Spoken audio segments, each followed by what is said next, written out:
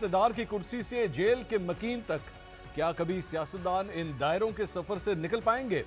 नाज़रीन, इक्तदार की कुर्सी से उतरकर कौन कब जेल की चटाई पर बैठ जाए, मुल्की सियासत को देखते हुए इस सवाल का जवाब तलाश करना ज्यादा मुश्किल नहीं है। लेकिन इक्तदार का नशा इतना सर चढ़कर बोलता है कि कुर्सी पर बैठते ही हर सियासतदान का दिमाग काम करना छोड़ देता है।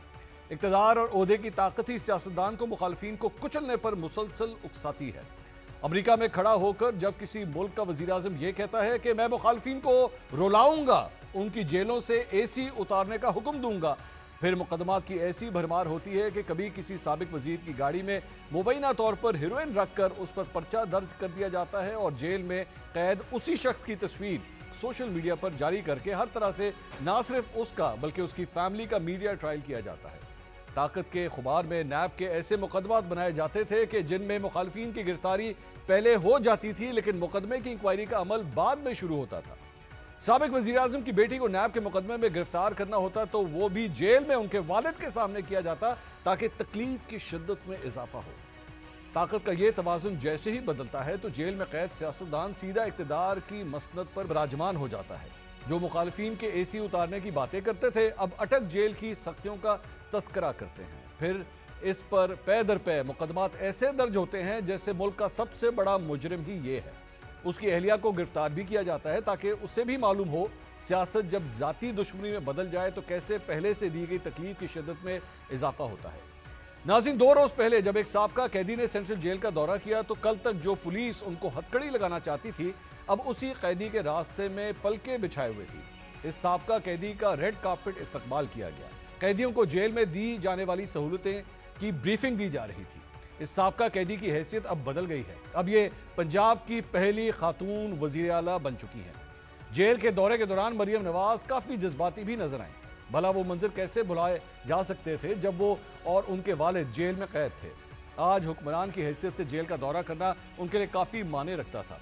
ऐसी ही सूरत खैबर पख्तूनख्वा के वजीर आला की भी है। कल तक जो पुलिस उन्हें पकड़ने के लिए जगह जगह छापे मारती थी, आज वही पुलिस इस शख्स को प्रोटोकॉल देती नजर आती है।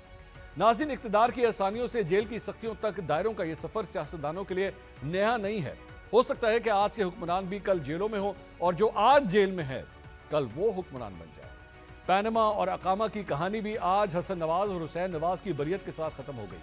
हो सकता है कि कल साइफर, 190 मिलियन पाउंड और तोशाखाना के मुकदमात का अंजाम भी यही हो। सियासतदानों के लिए कुछ नया नहीं है। कल नवाज शरीफ जेल में थे, इमरान खान हुक्मरान थे, आज नवाज शरीफ बाहर हैं और उनकी पार्टी पंजाब और वफाक में हुकूमत में है, जबकि इमरान खान जेल में है। फिर यह नादान या भोले सियासतदान ओहदे की ताकत को अपनी ताकत क्यों समझ बैठते हैं? यह सिलसिला कहीं पर रुकेगा या यूं ही चलता रहेगा? इस सारे सियासी खेल पर आज हम 6 सवालात पूछते हैं। सवाल नंबर 1, 90 की दहाई में सियासतदानों ने एक दूसरे के खिलाफ शदीद इंतकामी कार्रवाइयां की। फिर मिसाक जमहूरियत की बात की गई लेकिन इंतकामी कार्रवाइयां जारी रहीं। क्या कोई ऐसा वक्त आएगा जब सियासतदान अपने मुखालिफिन को दबाने के बजाय आपस में बैठकर बात करेंगे? सवाल नंबर 2, इमरान खान वजीर आजम बनने से पहले जब बतौर पार्टी सरबराह खैबर पख्तूनख्वा का दौरा किया करते थे तो उनके प्रोटोकॉल पर तनकीद की जाती थी कि उनके पास कोई सरकारी ओहदा नहीं। मियां नवाज शरीफ किस हैसियत से अब पंजाब हुकूमत के इजलास की सदारत कर रहे थे? सवाल नंबर 3, खबरें गर्दिश कर रही हैं कि नवाज शरीफ रमजान के आखिरी अशरे में सऊदी अरब जाएंगे और उसके बाद इलाज के लिए लंदन चले जाएंगे। क्या इलाज के बाद लंबे अरसे के लिए लंदन में क़याम करेंगे या जल्द ही इस बार वापस आ जाएंगे? सवाल नंबर 4, आज एहतसाब अदालत ने एवनफील्ड, फ्लैगशिप और अल अजीजिया रेफरेंसेस में हसन और हुसैन नवाज को बरी कर दिया। इसका फैसला अब कभी नहीं हो पाएगा कि ये अपार्टमेंट्स किसके हैं और ये कब खरीदे गए। जिसकी मलकियत है वो मनी ट्रेल पेश कर पाया या नहीं। सवाल नंबर 5, ख्वाजा आसिफ, जनरल बाजवा और फैज हमीद के खिलाफ पार्लियामेंट में कोई करारदाद ला रहे हैं। इससे पहले नवाज शरीफ भी इन दोनों किरदारों के एहतसाब की बात कर चुके हैं। इस दफा मुस्लिम लीग नून एहतसाब कर पाएगी या दोनों किरदारों का मामला अल्लाह पर छोड़ दिया जाएगा? सवाल नंबर 6, 2018 में जो लोग धांधली का शोर मचा रहे थे वो आज हुकूमत में है और आज धांधली का शोर मचाने वाले जेल में हैं या ऑपोजिशन बेंचेस पर बैठे हैं। निजाम चल रहा है, सिर्फ किरदार बदले हैं। धांधली का मसला वहीं पर है। फॉर्म 45 का मामला कहां जाकर आखिर रुकेगा?